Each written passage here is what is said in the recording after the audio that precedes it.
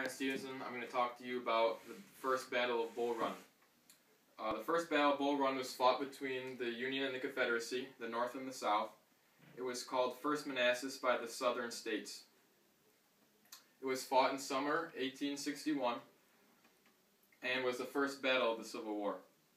Although neither army was adequately prepared at this early stage of the war, popular pressure caused the Union government to order General Irvin McDowell to advance southwest to Bull Run.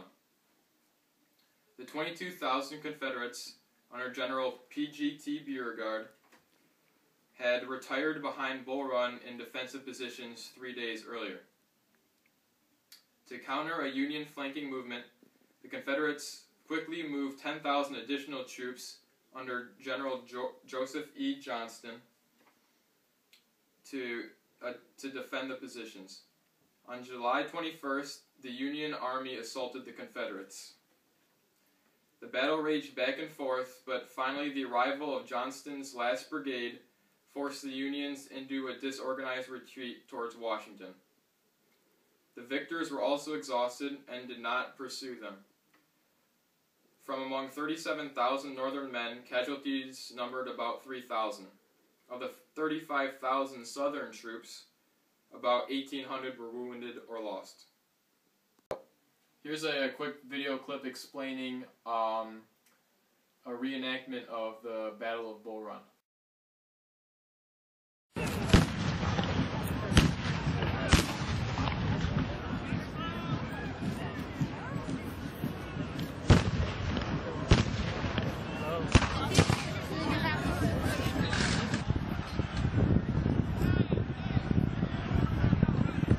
One of the, frankly, best experiences that a visitor can have on a battlefield is one that is led by a historian. There's so much knowledge, so much passion that they bring to these stories. We're standing here on Henry Hill, which is the centerpiece of the Manassas battlefield, the site of the heaviest action during the First Battle of Manassas, which was fought in one day, July 21st, 1861. It was the first major land battle of the Civil War.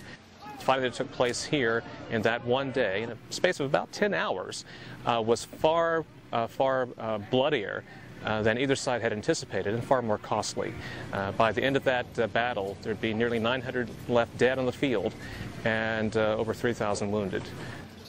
When General Barnard Bee saw Jackson's men in action, saw Jackson's men standing on the back slope of Henry Hill and withstanding assaults during the afternoon, and General Bee was heard to remark to his men, "There stands Jackson like a stone wall," and he used those words to lead his men back into the battle.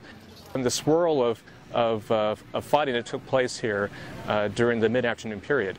This is where the decisive action took place during the First Battle of Manassas, and where the battle would turn. The country here 150 years ago came to blows over the issue of what freedom is.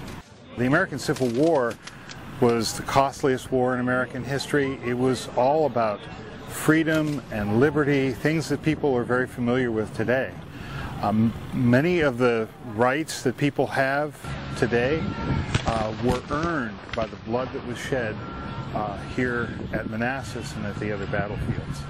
This battle was an important point in American history. It was an important point in the Civil War. This is the point where the reality of combat actually came to the people of America. They were thinking it would be a quick and easy war, a quick and easy battle, and they would defeat whoever their opponent was and push on. And it didn't happen that way.